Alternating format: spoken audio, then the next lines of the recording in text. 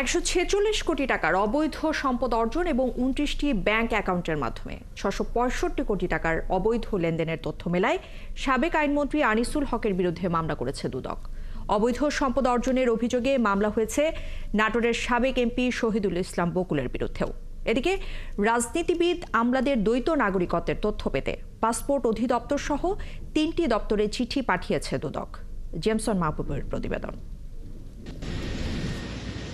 পতিত প্রধানমন্ত্রী শেখ হাসিনার শাসনামলে প্রভাবশালী মন্ত্রীদের অন্যতম ছিলেন সাবেক আইনমন্ত্রী আনিসুল হক। মন্ত্রী থাকার সময় 10 থেকে 15 লাখ টাকা ঘুষ নিয়ে বিচারক নিয়োগ দিয়েছেন এমন অভিযোগ আছে তার বিরুদ্ধে। একই সাথে কানাডায় কোটি কোটি টাকা পাচার সহ নানা দুর্নীতির তথ্য অনুসন্ধানে মাঠে নামে দুদক। 2 মাস চলা অনুসন্ধানে দেখা যায় আনিসুল হকের বৈধ সম্পদের পরিমাণ 6 কোটি 65 লাখ টাকা, কিন্তু তার মোট সম্পদ পাওয়া যায় 146 কোটি 19 লাখ টাকা। একই সাথে 29 ব্যাংক অ্যাকাউন্টের মাধ্যমে 665 কোটি 64 লাখ টাকা অস্বাভাবিক লেনদেনের তথ্য পায় দুদক।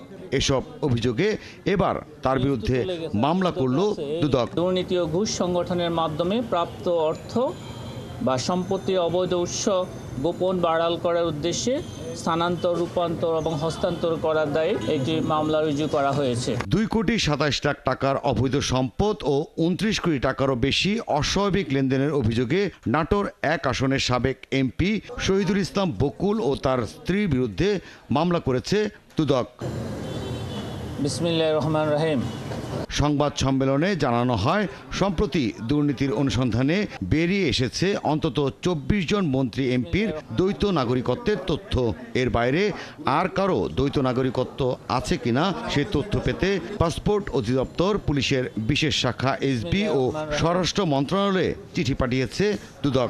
আমরা সরকারি কর্মচারী, জনপ্রতিনিধি এবং ব্যাংক কোম্পানি আইন অনুযায়ী যারা পাবলিক সার্ভেন্ট তাদের সকলের দ্বৈত নাগরিকত্বের বিষয়ে তথ্যাদি চেয়ে পত্র প্রেরণ করা হয়েছে। নানা অভিযোগের খবর পেয়ে বছরের প্রথম দিন রাজুকে অভিযান চালিয়েছে দুদক। এখানে কেউ প্লট বিক্রি করতে চাইলে, কেউ কিনতে চাইলে এটা সরাসরি সম্ভব না। এখানে একটা সিন্ডিকেট আছে, সেই সিন্ডিকেটের মাধ্যমে এই কেনাবেচা। জেমসন মাহবুব, 71, ঢাকা।